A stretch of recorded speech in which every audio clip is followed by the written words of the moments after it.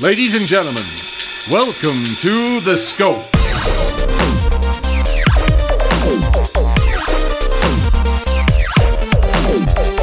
And now, here are your hosts, Jared, Adam, and Shane.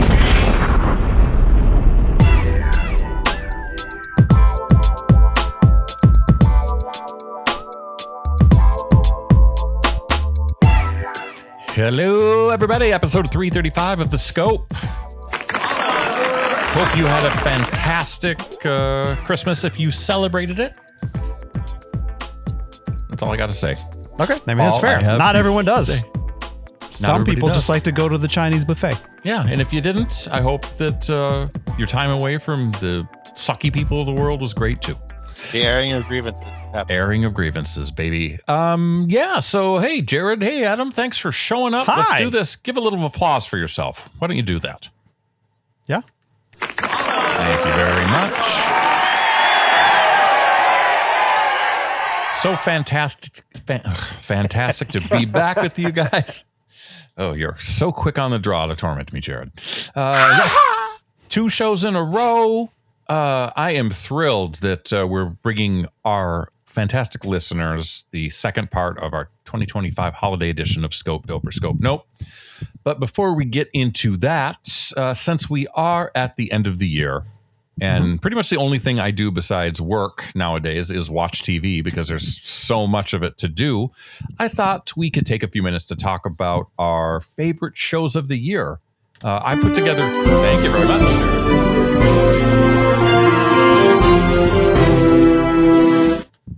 That's all. Just a little hit. It's on the board. I might as well play it. Love it. I was going through all of the shows that I watched and all the shows that could make the list, and I ended up with a list of about 14 different shows that were memorable to me. I can't put them in any sort of order. I don't know if the two of you are in the same boat, but let's just throw some shows out there. Just throw them on out. Just swing them out there. What caught your attention? What were you excited to watch? And are there any shows from 2025 you would watch again? Jared, we'll start with you. Wow. I just counted up my list. I also have 14 shows on here. I imagine maybe we have a the lot. same exact shows. Impossible. I'm pretty sure we don't have the exact same list, but Well, I'm sure we have. You have Tulsa King on there 13 times, don't you? I do. So, okay. This is a kind of a running joke between me and Shane.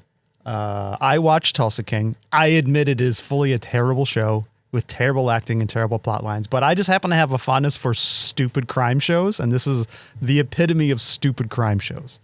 Will I watch the next season? I don't know. Some of the people involved with it I don't like, and I maybe shouldn't support them in any way, but at the same time, I leech off someone else's Paramount Plus subscription, so I'm not really contributing anything financially to them. So that makes it okay. Gotcha. It makes it okay. Sure. Why not? It's a bad show. You shouldn't watch it, but I do watch it when it's on. Tell us about a good show. Tell us about a good show, Jared. Boy, where do I want to start? I can't go with the banger off the board. Can I go with my number one show of the year right off the bat? Now, give us a surprise. Give us something in there that you think neither Adam or I picked.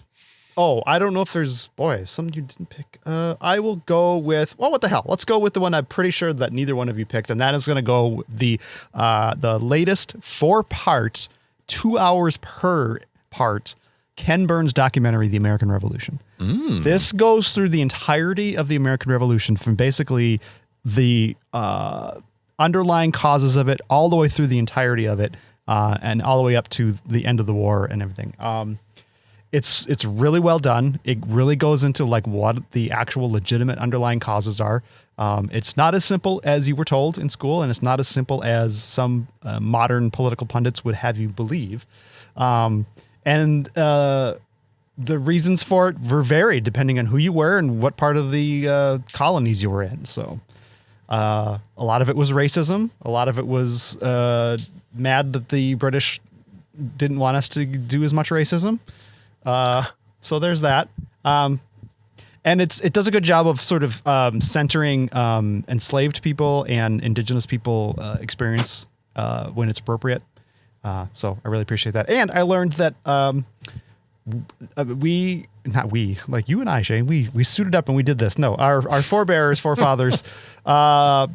invaded Canada briefly earlier in the war and conquered Montreal, Oh, really? which I was surprised to learn. But there was an awful lot of action in upstate New York up into Canada, and they were really worried about the British invading from the north. So they decided that they were going to go take over some stuff beforehand, so they couldn't do it, and ultimately lost it, obviously. But yeah, I don't know. It was very informative. It's Ken Burns, so it's a little bit dry, but I don't know, for whatever reason, I was in the mood for it, and so I just binged it over a few days on the PBS app. So I think you can probably still watch it for free on there if you have the PBS app available to you. I say check it out. All right. Please tell me there's some AI generated fights in it, please. I don't think there's any AI. There's a lot of famous voices reading correspondence from the day, including Paul Giamatti as John Adams, which, if you watch the John Adams miniseries on HBO, it was Paul Giamatti. So. Wow. Good get. Comes full circle. Yeah. Adam, you just heard about the American Revolution.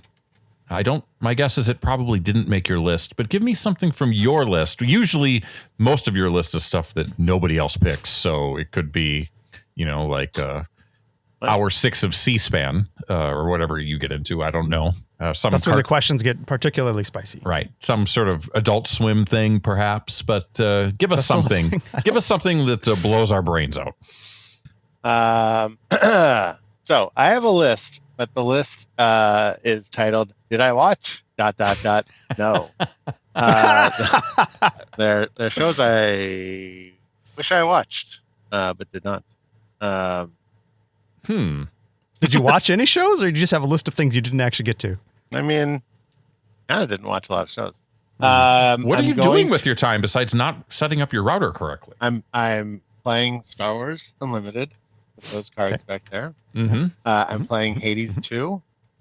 I'm playing games. I'm leading my child to winning a chess tournament. I'm doing important stuff. I did watch 2 shows. Mm-hmm. Well, 3. One is The Floor, which I'm embarrassed I watched. Not bad. Oh, is that game show? Yeah. Okay. With Rob Lowe? With one and only Rob Lowe. Okay. It's either him or Chris Hardwick. It's one of the two. Yep. Did you watch? Was that where they have the 50 states, or is that the one you were watching? No, that's Trump's new Patriot Games that he just announced. Oh, right. True. Yeah. He's literally doing the Hunger Games. Okay, we're not talking politics. But he did announce Patriot Games today, a week ago, 10 days ago, as of the airing of this episode, whatever. Oh, well, we got to talk about that offline. I'm way out of the loop. Okay, Adam, The Floor. So how did Minnesota do in The Floor, by the way? Lost very, very early on. Oddly enough, it was give a list of hot dishes, and we totally fucked it up. Yeah. Okay, but they're not new shows that I'm still going to just go with. A show that I watched. I guess this one's new. Murderbot. Oh, yeah. okay. I did watch that. That's made a lot of people's top lists of the year. Yeah. Starring whom? A Skarsgård. Skarsgård. Yeah. It's a Skarsgård. And James Gunn's guy, David Dasmalchian. Is that how you say it? That guy. The polka dot man. Yeah, that's strange from fella. Suicide Squad. Yeah. Kind of a strange fella. Yeah, he's a bit of a strange guy. Yeah. Kind of. Yeah. That's it? Okay, cool. Oh, I can go with the other show that I watched. Well, no, we should probably sprinkle you in as needed, right? Yeah. I'll give you my sort of weird one that I watched that I really, really liked. It was an HBO Max, I think, show, and it was only 2 episodes. It was Pee-wee as himself. Okay. The documentary about Paul Rubens. Yep.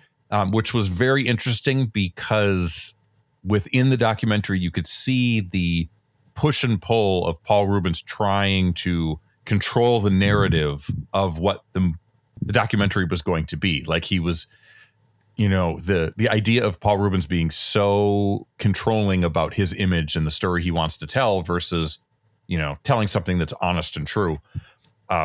It was really fascinating.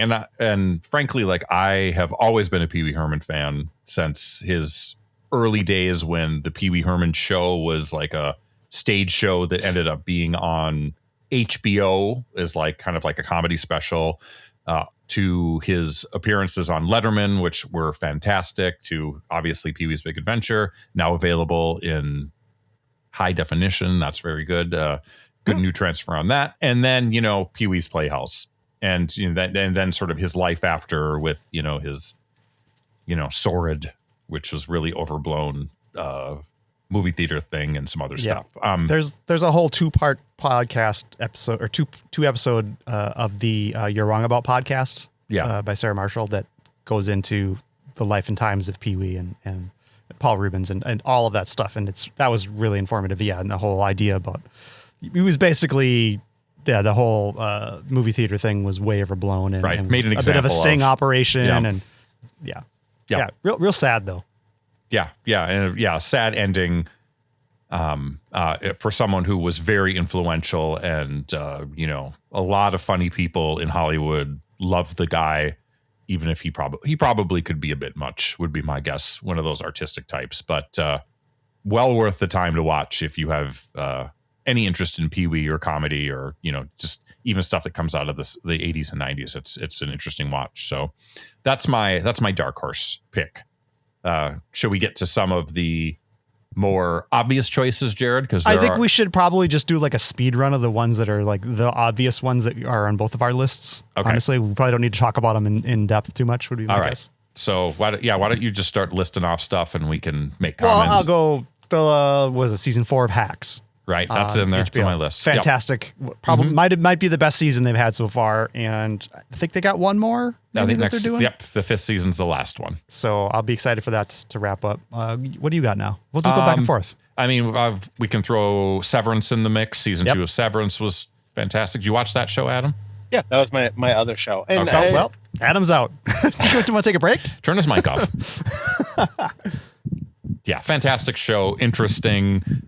Great ending, cliffhangery type of thing. Looking forward to what's next. Name another show, Jared. Going back earlier in the year, and it's a miniseries, which I think you might have put me on, but then I also saw it in media shortly after that, and we're talking about 4-part Adolescence. Oh, yes. Super intense. Super intense. I watched it on a plane. Maybe not the right choice, but pretty intense, but it got me to and from Florida, so good job. Single shots for each episode. Amazing. And some of the technology they did involving like drones and transfers of cameras and stuff like that. If you watch any of the behind the scenes stuff. And like legit single shot, like not like faking it in bursts. It's like, it's legit. Like, there's the drone shot that there's a lot of BTS on it. And I pretty much had figured out how it happened before I saw the BTS because I'm a smart ass and know these things. But incredible. Fantastic. Just from a filmmaking standpoint, and the fact that the young boy who plays like the lead, that's his first acting job, and he nailed it like that. Fantastic story about toxic masculinity, the power of social media, and how it's affecting the youth, and especially tweens and teens. It's sobering, and I'm glad I have a 21-year-old, Adam, and not a young boy like you. It's on my list of shows that I didn't watch. There's no reason for that. Right. It'd be a tough one with a young person. Yeah. I'll go to another one this is one of the newer shows on the list. The Lowdown, fantastic, from the makers of Reservation Dogs. Another one that takes place in Oklahoma, starring Ethan Hawke as a writer who is what does he call himself? A truth historian? Something like that. Where he's been investigating a powerful family in Oklahoma that there's a murder and it ties into like the governor. Kyle MacLachlan's in it. I just think it has a really cool vibe to it and well worth the time to watch. A big thumbs up on that one for me. I liked it. I didn't make my list for whatever reason. I just, it was fine. I didn't think it was bad by any means, but maybe I didn't quite connect to it like you did. Adam, it's no Tulsa King. Jared, no, but it did take place in Tulsa. That's the thing. Yeah, that's the. I had a very Tulsa heavy rotation for a while there between Tulsa King and the Lowdown, both on at the same time. Connective tissue. Really living that Tulsa lifestyle. Jared? Although I'm not sure that Tulsa King is actually filmed in Tulsa. Jared. Yeah. Enough with the Tulsa. Give me another show. What? What else can I say? Are we going to stick with ones that we're probably on both of our lists? Sure, why not? I'm going to go with Alien Earth. Yep, I've got that on there as well. Did you watch that, Adam? Nope, on my list of shows that I should have watched. I mean, Andor is on the. Oh, don't even say that. That might be the grand finale of everything. Yeah, I'm aware. Alien Earth, Jared.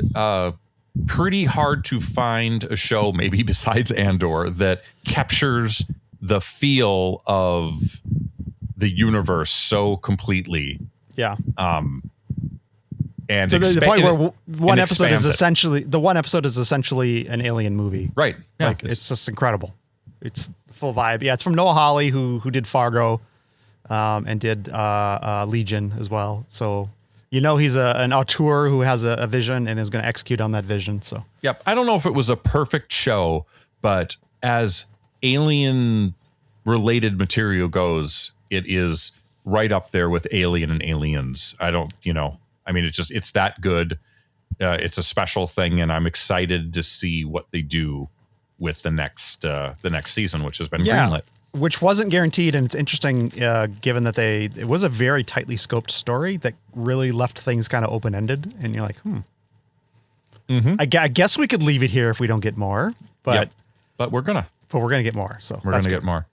Speaking of specific sort of genre type shows, I'm gonna throw Peacemaker on that list. I love the second season. The alternate Earth that and they it could be the existed last season. Really? Yeah. There's no plans for season 3. Oh wow. Well, doesn't mean it won't happen at some point, but there are no immediate plans and there's no approval for it. I think it's going to be a thing where if James Gunn has an idea for a season 3 and he can get everyone on board for it, then it'll happen. But all right. As of right now, there is no plans for a season 3. Well, I mean, it's no secret that I love James Gunn's tone of what he does with superhero films. I mean, obviously, Guardians of the Galaxy, some of the better stuff that came out of the Marvel Universe and what he's done in trying to do in the new DCU gives me hope based on what we've seen from Peacemaker. A lot of fun, good acting, crass, and good action as well. So yeah, Peacemaker makes my list. So we're going ping pong in. I'm going to go with the HBO show The Pit. Medical drama takes place over the course of one day. Each episode is an hour. Noah Wiley back in the ER, doing his thing again. Season 2 is coming, I think, next month, January. Yeah, middle January. I didn't watch this as it aired. I caught up with it later, and I was pretty much engrossed from the jump. So I would say get in there. Watch that show if you can handle sort of high stakes, occasionally graphic medical drama. Did you watch that, Adam? No, that one's not even on my list. Yeah. But that's because like medical dramas don't do it for me, but it's on every other. Yeah. I have not watched it. It is literally the next show that we will watch after we sort of make it through the holidays, or we've made it through the holidays, or something like that. You've probably started watching. You know it what? at I this point. forgot it's to great. include a show. Go ahead, Adam. Let's go to Adam. SNL. And yeah, I actually have the SNL Beyond Saturday Night Live documentary series. There were 4 of them, which were fantastic. Not the standard SNL documentary. It really like honed in on a certain topic for each of them. One literally just about cowbell, one about the Writers' Week. So totally worth it. Worth your time. And the SNL 50 I thought was a really good anniversary special too, all things considered. Okay. More on the list, Jared. I'm going to throw some shows out that were like not first seasons, and I just want to get your take if they were on a list for best of. I'm pretty sure what 1 and 2 are for you and me. So so let's look at. I have the White Lotus on there, the most recent. Okay. I liked it. I mean, it was worth it to watch. I thought, for whatever reason, didn't love the season 3. Okay. But I do like the show overall. Okay. The next one, The Bear. Yep. Great, right? The Bear's great. Yeah, I've never not liked The Bear, even when people complained about the last season overall. I just think it's a spectacularly acted show, interesting. Yep. And unfortunately, it's now the last screen appearance of Rob Reiner. Yeah, he was great in that. I have Poker Face season 2 on there. Okay, interesting. Did not make my list. And then now that it's canceled, that's kind of sad. Yeah, I thought it was interesting because they definitely played up a bit more of an ongoing plot, throughout it. And it ended up getting sort of weird and strange, but that's sort of the tone of the show for me. Yeah, and I was happy that they pretty much resolved the dangling threads from season 1 right away. Right. They didn't leave us. Yeah, I mean, that literally was taken care of immediately. Yeah. I got another show on here that is... Sorry, did you guys hear the Peter Dinklage Poker Face idea? Yes, yeah. Did you hear about that, Jared? I heard about it. Nothing's obviously happening for sure yet, but... Yeah. The story goes is that they want to continue with a season 3 of Poker Face, but replace Natasha with Peter Dinklage as the same character. So I don't know how that would work. If it literally is like we're going to pick up the same plots and go, or if it it's seems just weird unless she doesn't want to be involved. I don't know. I think she's going to be producing the show, though. I think that she is involved in it, but I don't know if I just don't know if she'll actually be in it. I mean, I trust the people involved, so right. I expect it to, if it happens, to be good. So yeah. The last show that I have on the list that we haven't mentioned, and it's a controversial one, is The Last of Us season 2. Mm-hmm. Following the video game, controversial Last of Us Part 2 video game, I thought it still was fantastic. True to the world that it was interpreting from that video game standpoint. Pretty gruesome. They didn't pull any punches. How they deal with some of the characters, and knowing what was going to happen. One of the highlights of my TV viewing year was watching my wife watch the scene and having no idea what was coming and her freaking out. I for whatever reason, season 2 of the show caught a lot of flack online. I don't understand it. Yeah, I don't get it either. Is it as good as season 1? Probably not. It's still really good. It's still really good. Better than 90% of television. So. Right. And if people have a problem with season 2, I think they're really going to have a problem with season 3, considering who it's going to focus on and what the show is going to be, and the fact that the writer of the game has moved on, so it's going to be sort of run by somebody else. But I mean, the source material is there, so they'll be fine. Yep. So that leaves us with 2 shows left. Well, I've got a few more. I can nail off okay. that you didn't do. Paradise on Hulu. I think season 2 is coming again next month or February, very soon. Paradise is, I can't talk about it too much without giving it away. I don't know what that show is. You've watched Paradise. What is it? That's the one where they go to the underground bunker. You didn't watch the show? I don't. With, what's his name? Sterling K. Brown? No, I never watched it. What? With James Marsden? Yeah. Yeah, I never watched it. You should watch that. Okay, it's a great show. All right. Okay. Well, here you go. I'm bestowing knowledge upon you. You should watch Paradise. It's really good. Season 2 is about to drop. Yeah. That show has made the best of lists from a few places. As well. You should watch it. I thought you had watched it. Okay. No, never mind. I will also mention Task on HBO. That's another one that's very good. It was only 7 episodes, but it's just really well written. Great acting. Just a lot of good character moments. It's Mark Ruffalo. He's a FBI agent, leads a task force investigating a series of armed robberies, involves a child who gets accidentally abducted, and so on and so forth. It's really, really good. They just got approved for season 2, so that's coming. And then one of my coworkers put me on Netflix, a show called Department Q. It's like a British crime drama, which is another subgenre of show that I really like. I guess, you know what? Come to think of it, I should put Slow Horses on the list too, because that's another great show. People love that show. But Department Q, it's got what's his name? Matthew Good. What do you know him from? I know him from other things. I'm trying to look it up. Was he in Fuller House? He was in Fuller House, right? The spinoff, the sequel to Full House. Matthew Good? No. Yeah, I don't. He played Was he? DJ's No. boyfriend. What? No. This is a British guy. Am I making that up? I think I might. I think you are. Bad. Anyway, it's a British crime show. It's really good. I think another season's coming on that. He was in Watchmen. He was in Downton Abbey. A bunch of British stuff. He played Robert Evans in The Offer. That's another mini series you should watch. It's not from this year, but The Offer is all about getting The Godfather made. Check that one out. I think that is it. We are now to, I think, the final 2 Right. what are probably our favorite shows of the year. Shane, why don't By you the take way, it away? before we do that, I do want to say one show that I binged this year that is not from 2025 that I absolutely adored was Pachinko, the Apple TV show. I got to get back to that. It is fantastic. First season and second season, great. Third season coming at some point. Give that a watch for like retroactive type stuff. Really, really good. But let's go on. I've watched a ton of really good Apple TV shows and a lot of middling Apple TV shows for whatever reason. I tend to watch a lot of their shows. But I haven't watched Stick, and I don't think I'm going to watch Stick. Yeah, I don't think so either. I'm just not into golf comedies. Let's talk about Let's do it. Apple TV show that we are watching that is, as of this recording, is over for season 1, but we haven't seen that episode yet. Are you sure about that? I think we still got 3 episodes left. I think there's 1 episode left. There's 10 episodes. I heard there's 9 episodes. Oh, there's 9 episodes. You're right.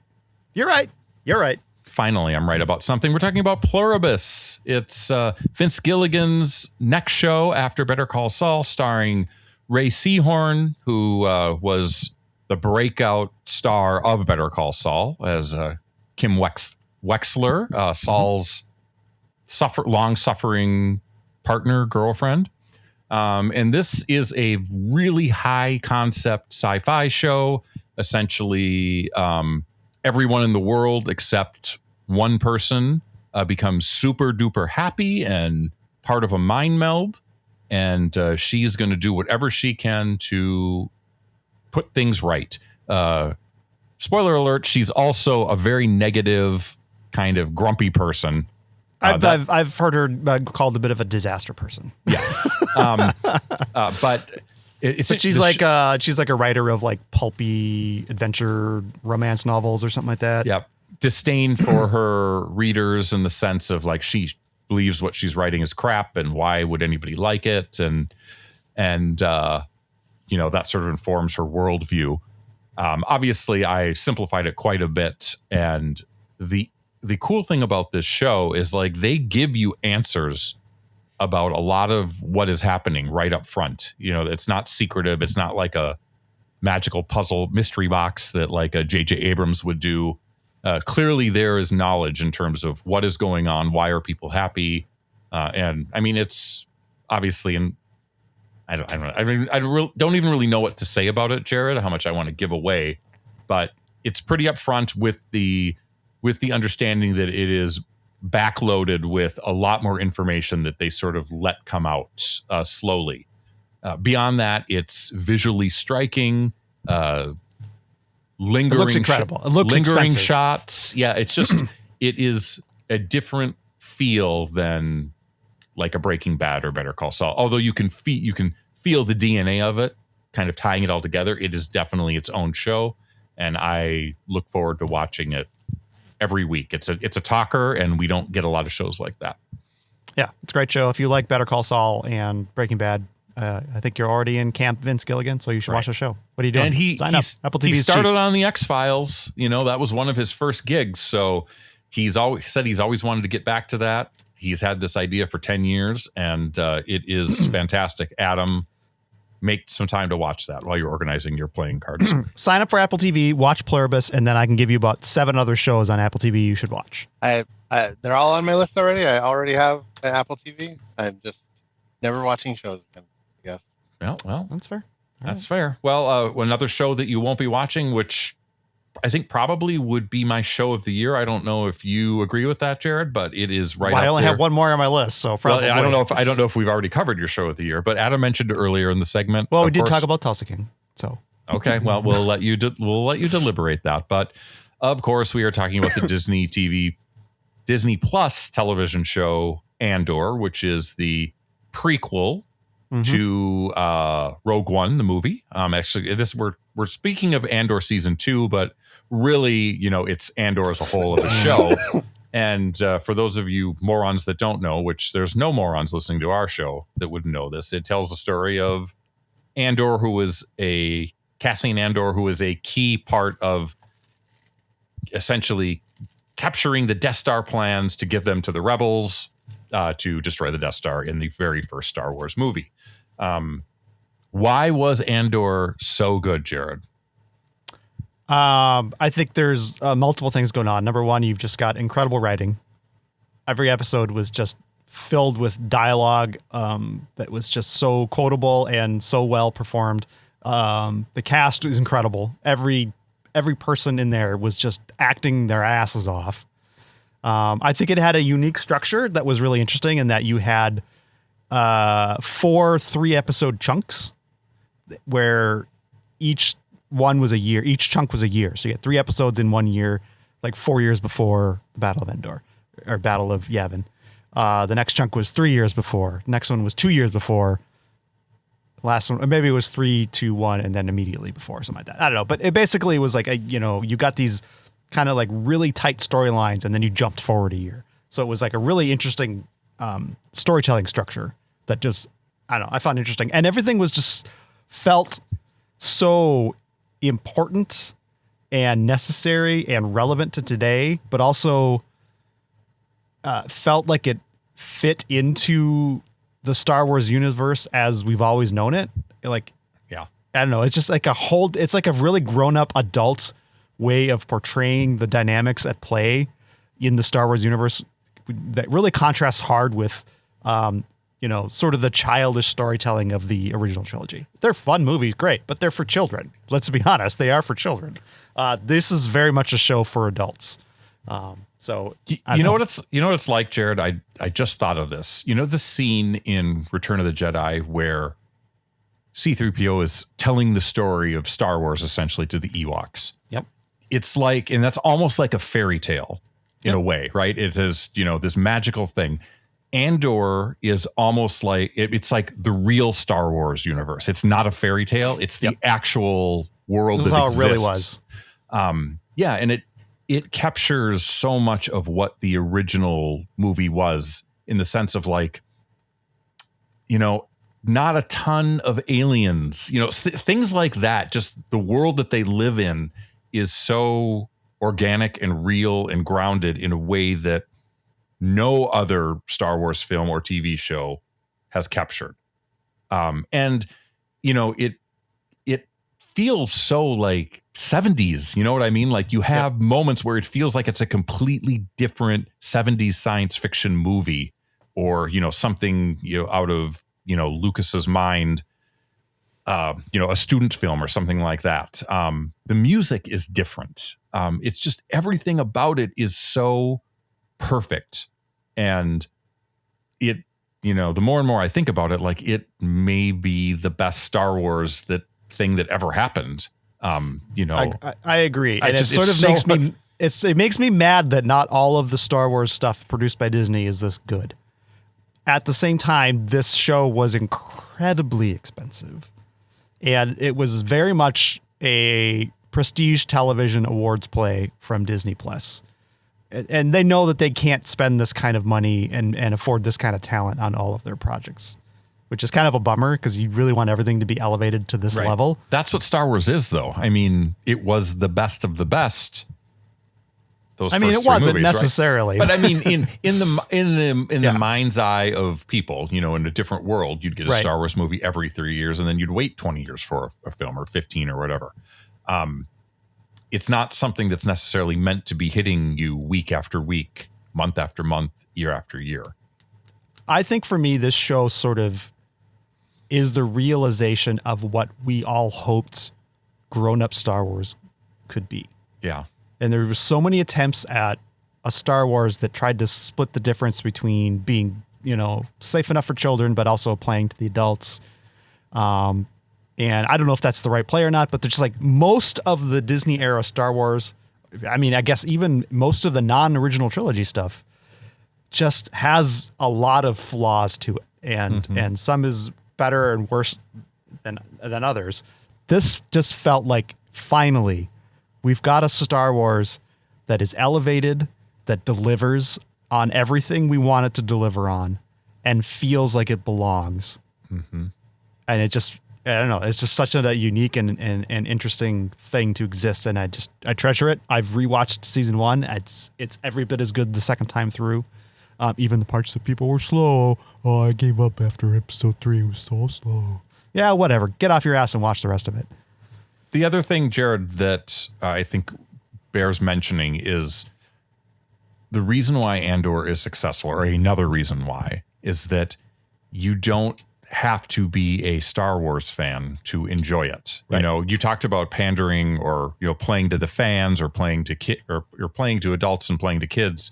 The other aspect is playing to fans. And I think that large portions of the Disney era Star Wars did just that, you know, like deep in mythology, which for guys like us, that's fine. But for people like my wife, it isn't fine, right? Like she doesn't give a shit about Ahsoka or Right. You know. Ahsoka is so dense for anyone who hasn't watched any of the non-film stuff. It's, Baby Yoda, impenetrable. Baby Yoda was cute and awesome until it started dovetailing really deep into the mythology, and then she didn't care as much. Andor is something that anybody could watch and not have any idea what is going to happen, and it still is super engaging, like you said, relevant, and of the times in a way that is kind of freaky, actually, but still spectacular. And it's very possible that we may never see something like this from Disney ever again. This might be the pinnacle of what, you know, streaming television can be for a giant franchise like this. And I mean, I guess if that's the case, at least they did it with a bang. But yeah, it's my number one show of the year for sure. I would agree. And that's our show, folks. Sorry, we were going to eat some snacks, but we just ran out of time. We got one Adam, more thanks show for showing up. after Listen to us talk about a show you haven't watched. It's just like old times, folks. You guys really amped me up to. You got to watch it, Adam. It is I've good. seen season one. You can I watched tell the how first amped he episode is. of season 2. Season 2 is better than season 1. Yeah. And season 1 is very, very good. Yep. So, yeah. Fantastic. Well, we've covered TV. Yep. We have one more order of business for the rest of the year. Cover ourselves in holiday sugar. What? Holiday sugar. We're going to be bouncing off the freaking walls with part 2 of 2025 Scope Dope or Scope Nope Holiday Edition. So, Jared, let's take a deep breath. Adam, compose yourself.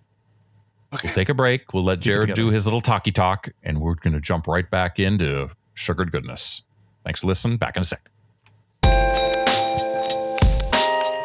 So yeah, Shane thinks I'm going to talk for a long time, but I kind of did all that in the last episode. And if I didn't get your attention, well, I don't know what I can do.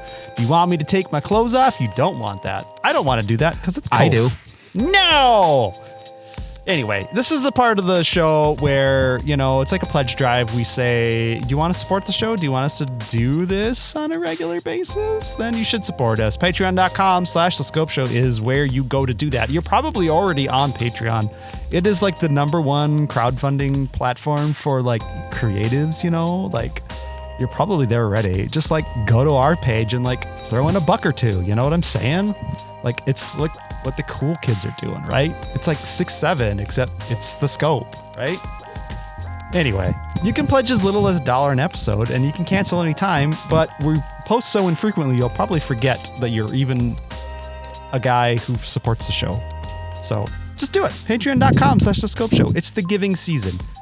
It's still the giving season. It's like post-Christmas, pre-New Year, you're probably like stuffed with, I don't know, holiday ham and like leftover sugar cookies, and you don't even know what you're doing. I'm out of time. Let's go. Patreon.com/Scope Show.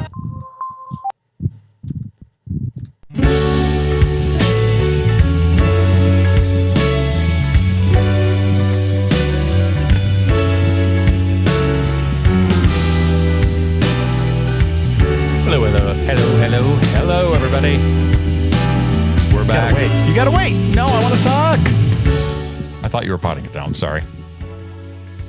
Hey, you do this twice. You do this twice a year. That's what happens, everybody. You know, I thought for the second show part of this, we just go for a little laid back vibe. I loved it.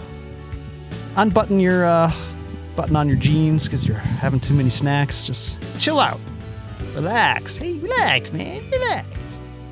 It's like Trump talking to Satan. Relax. All right, we're back with part 2 of Scope Dope or Scope Nope Holiday Edition 2025. All of that good stuff.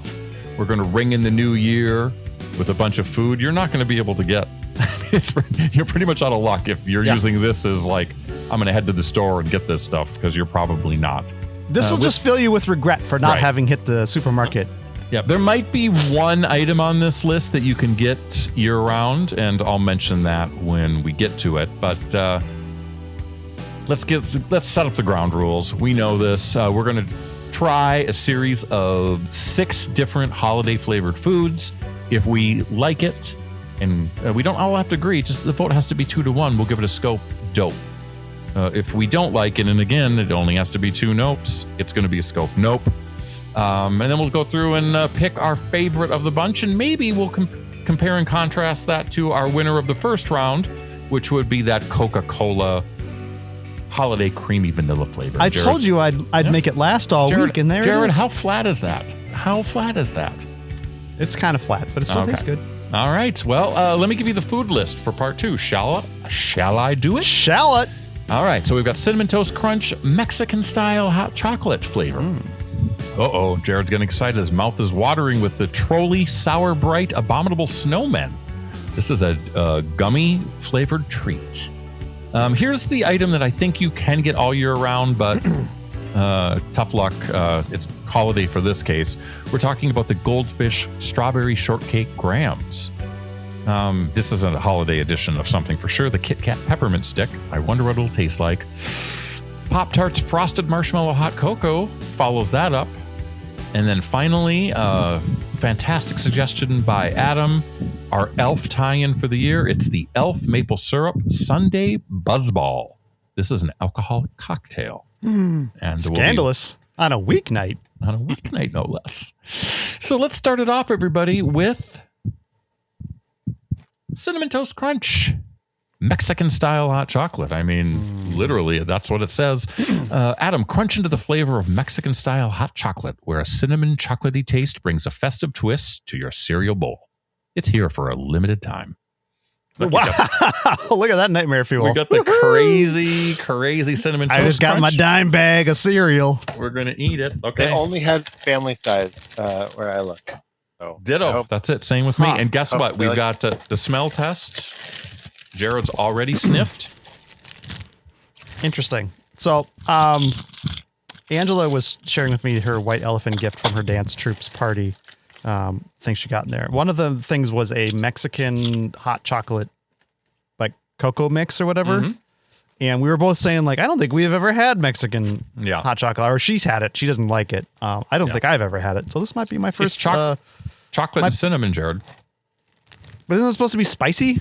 Yeah, I mean, that's the spice that sort of comes from the cinnamon. And I do definitely get chocolate, and I do get a hint of cinnamon in this as well. Yeah, it's not the good cinnamon though. Just All a right, hint. Well, Yeah. All right. Well, Now- I mean, it's mass-produced, hyper-processed CTC is food. usually good. So In the last episode, I asked about not using milk, not having milk with the cereal. Yeah. I really feel like this one's gonna suffer. Yeah, it's going to be... Cinnamon Toast Crunch just a billion times better to me. And it is. but Okay. I'm going to have a little more. All right.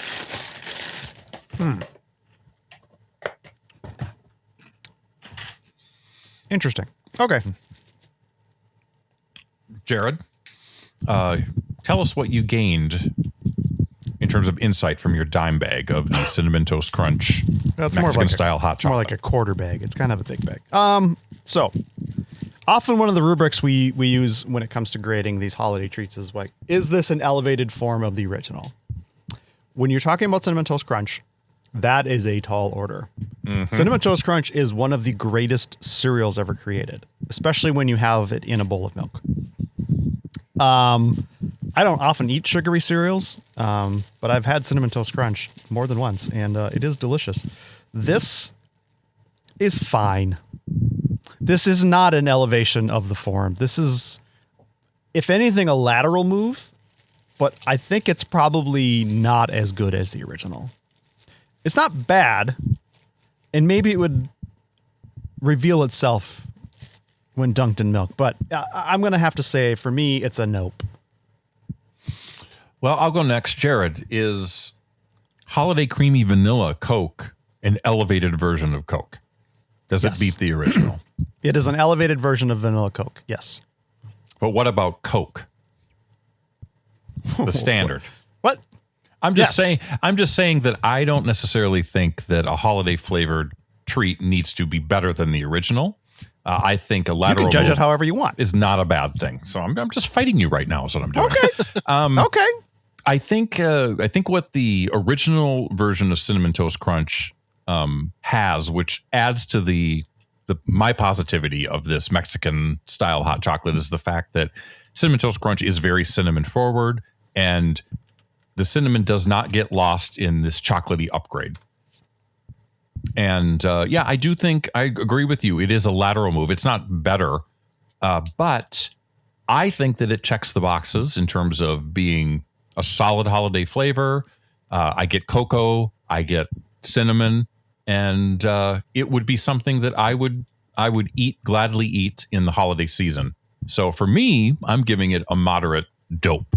So we'll send it over to Adam to break the tie. He has been quiet. I see him sort of like licking his teeth. It like softly straddles the line. Where will Adam land? Doing Yep. a lot of pondering. I think is kind of where the landed for me. I like the way it tastes. I haven't had Cinnamon Toast Crunch in a minute, so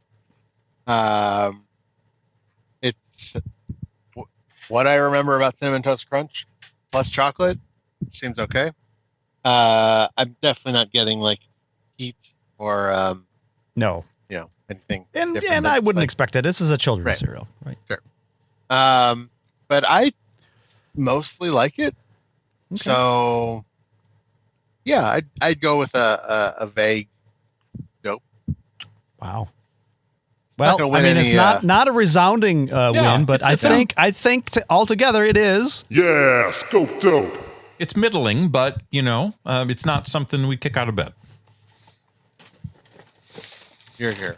Here. By the way, I'm in the future. I am watching a replay of this Thursday night game, and it has gotten interesting. Oh, okay. Well, Anyway, guess what? We're moving on to our next treat. And Jared, are you in for or what? We're talking the Trolley Sour Bright Abominable Snowmen. With Trolley Sour Bright Abominable Snowmen gummy candies in delicious sour fruit flavors and bold bright colors. Because one flavor is just boring, enjoy two delicious flavors in each gummy, like mango passion fruit, strawberry lime, and blue raspberry guava. So yes, we've got three choices. I'm seeing like a red and green, Adam. That doesn't mean anything to you. So it's mostly like light green and dark green. Mango passion fruit, that would be orange and yellow. And then the blue raspberry guava would be kind of a light blue and pink. So let's determine which one we want to eat first, and let's work together. Yeah. what does red and green look to you like, Adam? Is it just gray? This game No, has gotten I mean, they look really interesting, by the way. Do we need to pause? No, you can just tune in on your leisure. I happen to be watching the stream while I talk to you guys. All Okay, right, which so one I'm are we pulling trying out- first? I'm doing the red and green one. Red and green, or is I just want to say, I like the guys a lot. Like, yeah, regardless they're of, I mean, They're they're kind of like barrel of monkeys, really. Yeah, that's what they I'm- are. remember Muscle? Yeah. Muscle a little bit. All right, so we've all got the Red and green. Is that what the it's called? strawberry lime. I mean, that's a Yep. pretty classic flavor, not particularly holiday flavor, but I think the I can see holiday the colors is. real well when I do that, but not when I do this. What does that mean? I've got some chew to it. I took a bite of the red, and now I'm taking a bite of the green to see if there's differentiation. I'm getting strawberry on lime. I'm not getting a lot of sour. Are these meant to be sour? Sour bright. They're sour bright. Different. Okay. Not super sour. This The is my flavors are favorite good, though. thing to review because we have to eat 3 of them. Oh. I noticed that a serving size is 4. Very Oh, we're gonna have 3/4 of a serving. Mm. Okay. When I mean, I'm put getting the, distinct flavors, and I think they pair well together. when I put the whole thing in my mouth, like I'm enjoying that Amazing. bite. All right. Let's go on to the next one, shall we? okay. Yep. Fun. I'm doing the green or the blue and sort of salmon color.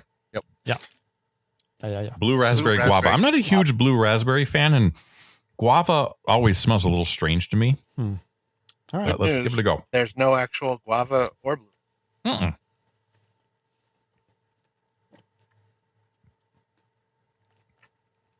Oh, Yeah. so I took a bite of the blue raspberry, just the blue raspberry, and it is definitely all blue raspberry. Mm-hmm. I didn't get quite the same distinction in the other one. I don't like this one as much as the first one. It's not bad, but I don't like it as much. The guava part tastes actively not great. No, but it does taste like sort of that fake guava flavor. The blue raspberry is winning that battle. Yeah. They're not balanced very well. I need a little palate cleanser.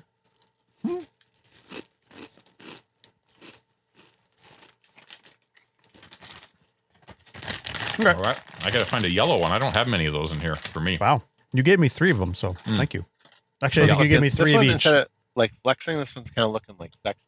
So. Yeah, I sort of got the same deal. Draw me like your French girls. Yeah. Mine has got scoliosis. It's kind of sad. Okay, Did they still do scoliosis checks in school? Is that a thing they do? I don't know. Will hasn't told me about it, but he doesn't tell me anything. mango passion fruit. Oh, weird. I'm gonna go. Oh, that's weird. I don't know if I like that. There's almost like a bready taste on the front, which is unexpected. Oh, I'm getting that with the yellow for sure. Yeah. The yellow flavor is odd. Is that the mango or the passion fruit? Oh boy, this skews things a little bit. This was the sourest of the batch, which is interesting. Okay, I'm gonna down the whole thing now. I did not do the empirical sample each flavor independently. You know, like I am impressed with the flavor. Yeah, flavor science has been accuracy, crazy. You know, Flavor science is crazy these days. Yeah. All right, that was a lot of work for just one item, wasn't it? Yeah. Okay. Yep. Okay. We're gonna do Okay. sub reviews for each flavor. Yeah, I'll sort of start it off. Why am I blurry? Come on, Cam. I like that. I like that strawberry lime best. That was my favorite flavor. More traditional. But you know, both flavors. Speaking of like flavor science, like those two flavors are on lock. If you know what I'm saying. I hear you. Mango passion 3D fruit, printer, baby. blue raspberry guava. You know, I mean, we're thinking outside the box. But they didn't always pair well together. Especially that last one, that orange and yellow one, is leaving kind of a gross taste in my mouth. I'm gonna give it a plus for the fun shapes, right? Like, you know, I can imagine kids eating this. They're biting off arms or biting off legs. It's a fun thing to eat compared to the Christmas trees of last week.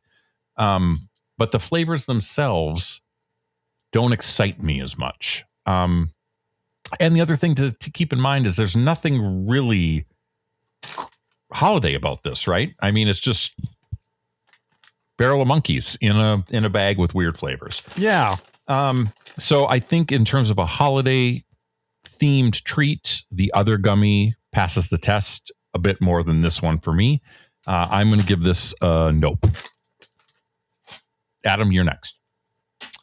Yeah, I really like the strawberry lime. If it was just a bag of those, I'd probably say yes. The other ones kind of left like a taste in them. Like I vaguely liked Ooh. eating them. I'm still But- tasting that weird flavor of the third Yeah. one. Yeah, it just lingers in a really bad way. Yeah. So, I would rather have I'd rather have the sour punch trees, I think, than Yep, exactly. than these other than the strawberry lime one. So it's gonna be a nope. You know, as I've said, a sour gummy guy. And I really wanted to give this a dope, but I am that lingering flavor of the third one. Number one, it was bad. Number two, it's sticking around long past its welcome time. Yeah, it's a nope for me. This is sad. All right. And they're not, Shane, I think you're right. They're not holiday at all. Mm-mm. I mean, The I guess other one, they're what are they apple called? cranberry. Abominable snowman or something? Right. Yeah. So marginally seasonal, but yeah. It's a nope. I should Well, I should probably tally the score. Yeah. Ew, scope no. We know where we sit. Disappointing because I sort of feel like gummies aren't the hardest thing to nail, right? Like, Yeah. get a little sour, get a little sweet, There's get a a little template sugar there. on the outside, and yeah, didn't work. Yeah. Well, let's see if our next thing works. I'm pulling up the package right here. This is the Goldfish Strawberry Shortcake Grams. These grams hit the spot with a sweet and creamy strawberry flavor. That's all we got. It's not limited. I think this is a part of the regular Goldfish cookie lineup. But hey, we're nothing but flexible. Let's give it a little smell. I suspect it'll smell like fake strawberries. Yep. Nailed it. Smells like fake strawberries and cream. Yep, that's exactly it. Well, It's got a slightly pink tinge to it on the backside. yeah, I can see that. Just a hint. All right, and these are just fish. No Just attempts fish? at a strawberry Nope. or thankfully a cream shape. I didn't bother with that. Let's go. How many are we doing at a time? 2, 3? I'll go 3. I did 3. Oh.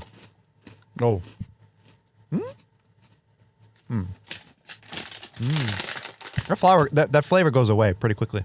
Yeah.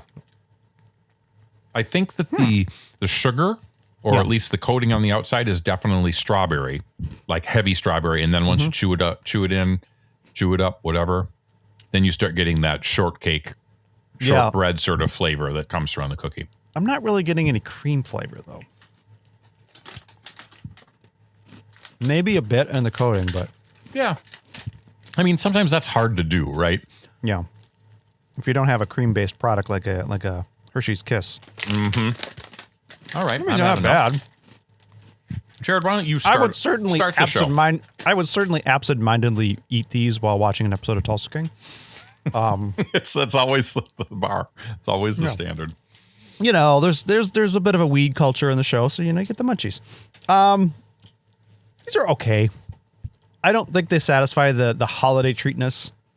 Yeah.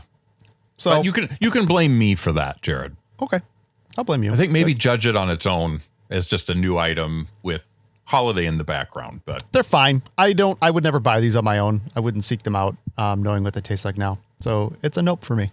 okay, well, I'll go next. I surprisingly kind of liked it, to be honest with you. I got He's leaning into Most- the controversy. He wants most Adam of the- to break the tie. most of the components of a strawberry shortcake. It sort of has that fakey strawberry flavor, but I've been around the block a few times. I can handle it. I'm kind of a sucker for the Goldfish little mini cookies. They'll do like grams, like Teddy Grams, that kind of stuff. And Yeah. I appreciate the fact they're trying something different, and I kind of enjoyed it. I like you, Jared, I don't know if I would go out and actively seek these out, but if they were at some kid's birthday party, I would definitely put a little bit on my plate. So for me, it's a moderate scope dope. Okay. Adam, once again, you're the master. Will it be thumbs up or thumbs down for you?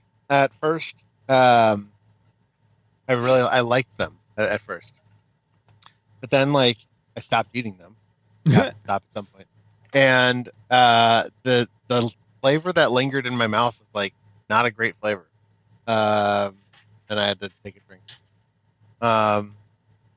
So if I could just continually eat them forever, they might get a dope from me, but So, I what? can't. All right. I'm gonna say Interesting. So, Jared, do your calculations, sir. Ew, scope no. Well, we're halfway through, and we've got 2 nopes and 1 dope.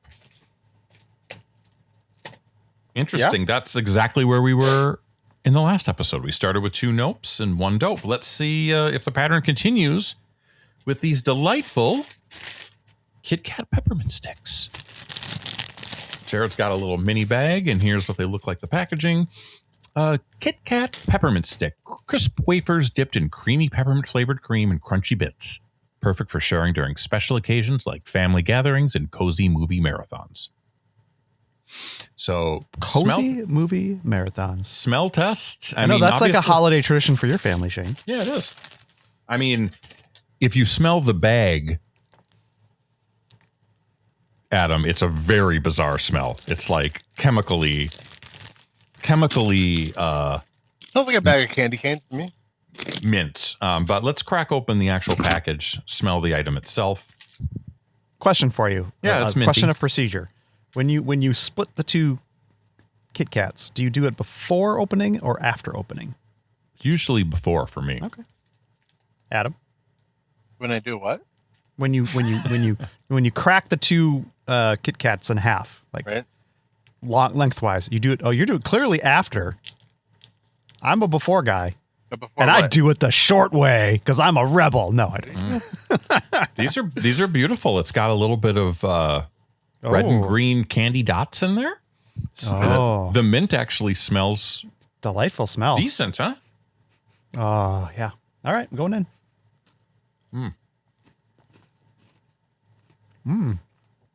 So crispness from the little candy bits. Yep. Okay. My wafers aren't as crisp as I would have thought. They're a little bit soggy, which is kind of weird. I will say, guys, that I noticed this with the Witch's Brew release this year for Halloween, that the Kit Kats are smaller, and I think they have less wafers in there. Okay. So it ends up being texture is different than what you remember. And so we're victims of downsizing. I think that it's called shrinkflation. sorry, shrinkflation. All right. I'm going to start this off. I think these are fantastic. Like this is a legit peppermint experience with that fantastic Kit Kat center with the wafers and the ground up Kit Kats in between them. It's reminiscent of like a peppermint candy, like a peppermint cream candy that I used to have when I was a kid that had these same dots. Like it sort of hits that nostalgia. It hits holiday. It is a elevated version of a holiday edition of Kit Kats. I think of some of the other flavors of Kit Kats we've had for holidays, like gingerbread and stuff like that. I think there was a cinnamon one as well. This is far beyond those. I'm giving this a enthusiastic dope right now. It's my favorite item that I've had so far today. Not yesterday, not last show, but this show. Adam, Right. You're next. He's pondering. I mentioned last time that I don't love like mint. I don't like mint, I guess, in general. Mint and chocolate, especially, is kind of. And I don't think this is really. I don't know what the. I don't get chocolate. I mean, there is chocolate in there, like, but it's white chocolate, which isn't real chocolate. Sure. Yeah. Mostly I just taste the mint. I kind of appreciate like the smell. Like I like like the little candy canes because I don't need to like commit my whole afternoon to them. But I don't like the taste. I don't think I've liked any Kit Kat. Didn't you like the flavor. Didn't you like the Witch's Brew one? I can't remember. Maybe, I buy that every year. Like that's one of those things where I'll buy I definitely multiple don't seek bags. it out. Yeah, I don't know. I don't think so. I'm gonna say no. Nope. You're gonna nope this sucker, huh? Wow. Jared, guess Well, what like you get to do. Like Adam says, if you get one of the full-size candy canes, that is really a full afternoon of intense focus to take down. Everyone knows. And that. I don't have the time for that. No. This kind of fulfills that role in a different form. And I have to say I'm a bit enchanted by this. I like the little crispy candy bits in there. I like the flavor. I think this is an enthusiastic dope for me. We're of one mind, Jared. I like a traditional Kit Kat. Regular old Kit Kat does me fine most times. This is a nice little holiday aberration that I would come back to where it's available all the time in the holidays. I'm not looking for this in the summer, No. but around this time of year, I think it's a nice fit. You got this in the fall, a little bit of Kit Kat, a little bit of Tulsa King. 'Tis the season. Tis the season. Maybe Let's tally the score. Yeah, scope dope. I ate the entire thing. Yeah. enthusiastically ate Both it. halves. So, I'd have another, but I have so many other things to eat. well, guess what? You've got 2 more things to eat. Yeah. And my cat is walking through the eating area right now. Let's go on to our last solid foods, if you will. Pop-Tarts Frosted Marshmallow Hot Cocoa. It's a limited time toaster pastry featuring 10 fun designs to collect during the holidays. Tasty pastry crust with hot cocoa and marshmallow flavors. It's shelf stable and instant. Soft hot cocoa flavored toaster pastries with sweet frosting on the outside and gooey marshmallow flavoring on the inside. What a fact And to include. instant in that you could just eat it out of the package, I guess. Right. Is that, Yes. is that it? So they're saying you don't have to toast it. You don't have to heat it up. It's ready to go. And that actually could be a problem, right? You talk about cereal with milk, Pop-Tarts without heat. That does change the game, doesn't it? Now, I like the frosted cinnamon Pop-Tarts. Oh, no. I like them untoasted. Oh, Not no. more, but I like them fine. Okay. Oh, no. Look at this. Mine has a bear hugs in a mug. Nice. I mean, it does. You know what it smells like? It smells like a fake chocolate. This could be another like scratch and sniff chocolate, Adam. Yeah. Mine says raise a mug, but the printer is running out of ink, and so it got a little streaky. Now, isn't there a Pop-Tart s'mores flavor already? There is. Yeah. Yep, absolutely. Okay. So what was the flavor on this again? I forget. It is a hot cocoa toaster pastry with a gooey marshmallow flavored filling. Says on the marshmallow hot cocoa is what they Okay. label it as. So I would assume that the s'mores version would be more of a graham cracker. Actually, the s'mores one is like a graham cracker on the outside and then a marshmallow chocolate on the inside.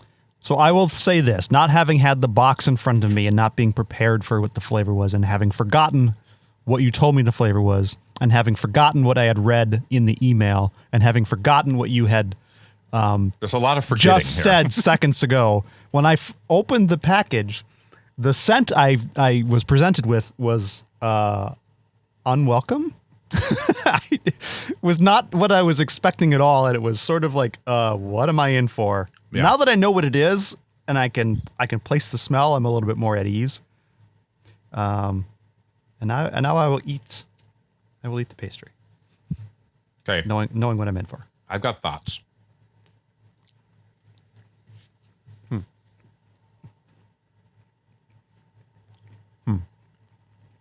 Okay. All right. Shouldn't these have more to them? Anyway, you say your thoughts. All right. Adam, why don't you go first since I went first last time? So, you know how Pop-Tarts are just kind of good? Right. Yep. This is good. I mean, I don't have Pop-Tarts enough to like be like, oh, this isn't as good as a whatever, type of. This is just good. I would eat these. I want to eat these right now. I'm gonna eat these right now. This is great. All right. Okay. Well, I'm gonna go next. The smell, if you smell it in the foil wrapper, is off-putting. See, It's off-putting. I'm not wrong. But I will definitely say that it tastes better than it smells. Once you sort of get it in isolation, let it air out a little bit, breathe. It starts to just taste to me like a chocolate Pop-Tart with some filling. I don't really get marshmallow in the middle. It's just sort of like a sticky white thing. And to be fair, marshmallow is a really tough flavor to like capture in something like this, unless it's a marshmallow itself, with the exception of the Kit Kat Witch's Brew covered with marshmallow chocolate. I think the crux of this is you have to be okay with the standard Pop-Tart chocolate crust. And if you like that, you're probably going to like this. It's not my favorite. And as I've gotten older, my tastes have maybe matured a little bit, where Pop-Tarts always, might seem like a good idea, but in execution, I don't love them as much. So I'm going to give this a moderate, middling scope nope. So, Jared, again, tiebreaker city comes down to you. I've been on a journey with this one because like you said, when you open the package, the scent is unexpected and unbidden and unwanted. But once you know what it is, you sort of warm up to it. There is like the barest hint of filling in these things. They are so thin. Like I would, if you said there was no filling in here and I didn't interrogate that any further, I would just say, yes, there's no filling in this. By the way, Jared, that is another cause of shrinkflation. Yeah. You know, Pop-Tart 2 years ago is different than this. Sure. My first bite, I was like, this is Chewy Chips Ahoy territory. I'm not liking this. This is bad. As I ate the rest of the half of the Pop-Tart that I did finish consuming, I warmed up to it and I kind of enjoyed it for its own thing. I wouldn't call myself like a Pop-Tart person who enjoys them all the time. But I kind of enjoyed the experience. I'm gonna say I'm a soft dope. Ooh, Adam, look I'm up a there. soft dope. And so the score is tallied. Yeah, scope dope. So there you go. All right. Well, guess what, folks? Grand finale time. And there's no better way to celebrate than with a cocktail. Oh. And in this case, it is the Elf Maple Syrup Sundae Buzzball. So we're talking alcohol, folks. Oh, no. Inspired by the holiday classic Elf, Buzzball's Elf cocktail captures the sweet, whimsical essence of Buddy the Elf's favorite treat in a creamy, spirit-spaced delight. This limited edition cocktail blends rich maple syrup sundae flavor with velvety dairy and smooth spirits. So, yeah, it's got Buddy the Elf. Interestingly enough, not his face. So there's no Will Ferrell on this. This could be generated by Disney's new Disney GPT, if you want. Right. To. It's not a Disney character, but you know. In terms of the smell test, it definitely smells like a can, but in brown ball form. Yep. You can smell the contours. I was like, yeah, this is gonna be awesome. Until then, I looked at the bottom and I noticed that it's actually like a milky white liquid. We'll see how that goes. Yeah. I mean, it could be like an Irish cream type of thing. Have you guys ever had a buzzball before? No, I've never had you? one. Have you? No. Oh, this is a first in the scope. First, all of us. All of us are about to break our nails off trying to get this thing open. Yeah, I had to use a boy. scissor. Here we go. Also, if you look near the bottom, it also says, gosh, how old I am, guys. Watch. Oh, there's that maple syrup scent. I'm going to give it a smell. Can't Oh, even yes. read It's it. maple and booze. Old man Adam's got to read us something. It says maple syrup sundae other than standard orange wine with natural flavors. What does that mean? I don't know. Other than. Yeah, I don't know either. All right, let's go in though. All right. Bottoms Can we describe this? It looks like milk. It looks does like look- milk. Yep. Adam's There's already no. Did you take a sip, Adam, or was Yeah, that I did take a sip. The white. Did it cause you to do that? I don't want to. Oh my. Influence you guys. Oh my. This is the worst thing we've had on this show. This is not the highest quality spirits. Oh my. Is this what is this other than the standard orange wine? Huh? I don't understand what that means, but I think those words are operative. I feel like we're drinking a candle. It's like there's an artificial. Ugh. Oh man, What a bummer! I bought 2 of these because they were on sale at Total Wine for $1.79 each. I was like, I'm getting a deal. I'm just throwing. the second sip is a little better, in my opinion. Now that I know what to expect. Literally, the aftertaste tastes. Oh. It tastes like something that's not natural. It's just shitty spirits. It's not It's like bad natural. vodka. It's not good. Oh, all right. Well, You were here for it, folks. This is what your Patreon bucks are paying it for. put some hair on your chest, Yeah, though. You know. I feel like if they could have gotten rid of that weird artificial flavor, and if it was as smooth all the way through as like when it first touches your tongue, you might have something for a discount spirit, but I've already written my end down. This is a heavy nope. I hate this. Adam, do you hate let me ask you this. Do you hate this worse than the seltzers? That's the question. Yeah, I don't remember.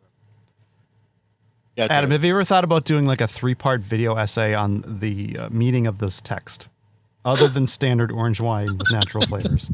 I feel like this needs a deep dive. I feel like it needs some sort of like hard-hitting journalism attack. Right. 'Cause what do you mean other than what? Other like Does it say other than standard orange wine? Like, it's just so ponderous. I need to know why. How did this text come to be, and what does it mean? Wine with natural flavors. I'm putting on my glasses too to read that because I gotta figure this. It's out. there. Look at you. Everyone's got their readers on. You know what? I'm gonna put my readers on too. We all got readers now. Let's go. Reader fam, unite. Reader power. Oh yeah. It literally says that other than standard orange wine with natural flavors.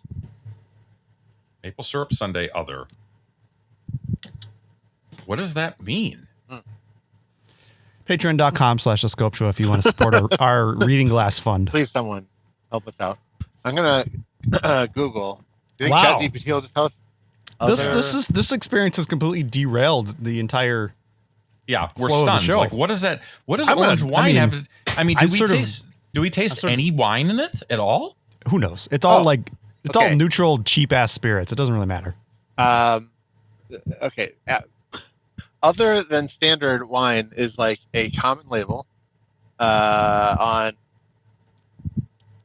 lots of things. My brain hurts. Ugh. Oh man. We should probably score this and get done. Wrap up the show. Okay. Yeah. At this Orange wine is actually grape wine made with white wine grapes. There's But layers. the skins remain intact during fermentation, similar to how red wine is. This gives an off-yellow tone to the wine and imparts a certain tangy flavor. Other than standard means that the wine itself is fermented to a much lower or higher alcohol content than standard without fortification, adding higher alcohol by volume liqueurs to boost alcohol content. So now I need you to dig into the federal regulations that led to this text being put on this can. Here's our third show. This is insane. Okay, so other than standard orange wine, it's likely a white grape wine fermented with skins intact, likely with added sugar to reach a higher ABV. These are common for use in cocktail-esque. Now, quick, We definitely have a cocktail-esque drink. you guys take a drink of your holiday Coca-Cola right now, Okay. I saw and it's gonna be taste so gross after that. It totally ruins it for me. It makes it worse. It doesn't ruin it. But anything, that's a problem a lot. Well, we have zero sugar. It makes it even worse because if you drink something that's sweet and then you go to a zero sugar and it's just like this, there's counteracts any sort of fake sweetness that's in here. Ugh.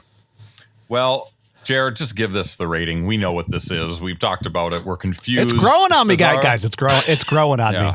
It's growing on me like Jared, a fungus. I don't think that I can elevate it past the midline, but it's growing on me. Are you pulling our legs, Jared? No, it's actually kind of growing on me. Jared my loves goodness. other than standard orange wine. Yeah, that was We the all know key. about him. Like, whoa. I didn't know I needed it in my life until today. All right. So I think that the Buzzball is our worst reviewed thing. But the question is, Jared, Adam, what's our best thing? We gave mixed reviews this time around. We've got Cinnamon Toast Crunch with 2 dopes. We've got Kit Kat with 2 dopes. We've got Pop-Tart with 2 dopes. Which of those 3 is the best? I'm going to say Kit Kat. I think Jared and my reaction to the Kit Kats blows Adam's reaction out of the water. That's fair. I would agree with that. I mean, I think I like the cinnamon. No, I guess I like the Pop Tarts the most, but I don't think I like it as much as you guys like it. You don't love the Buzz Bomb? All right, so I want to finish this thing. final thoughts. Coke versus Kit Kats. I think our winner of the 2025 season has to be the holiday creamy vanilla Coca-Cola, correct? I think so. I think it's yes. Of the two, that's the one I would go to. Fan-frickin-tastic. Wow. We ran an emotional race today, folks. We sure did. Emotional culinary race, and we made it through the gauntlet that was Scoped Over Scope Nope 2025 Holiday Edition, Parts 1 and 2. Thanks for joining us on this adventure. Let's wrap this show up, Jared.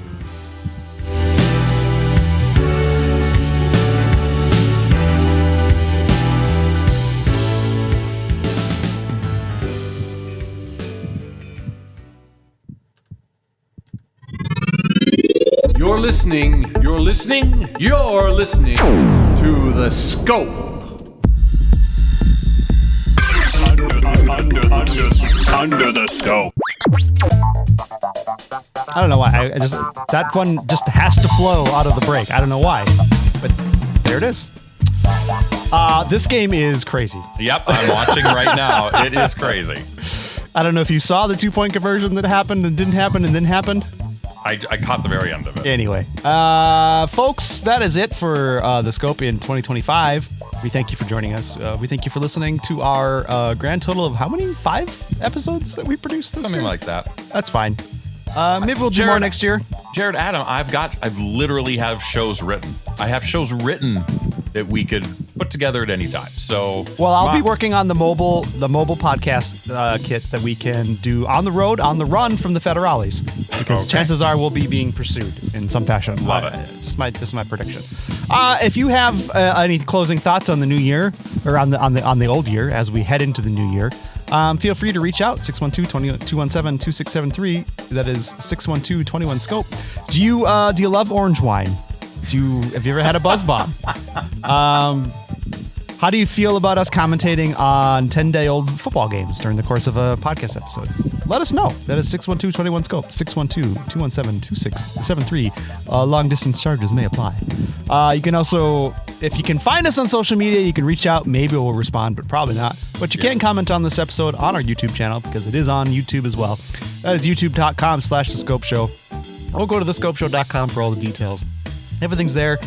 If you want to support the show directly, that is The Scope Show. Nope, that's not it. I just talked about it earlier and in the last episode. The buzz bomb is starting to hit, folks.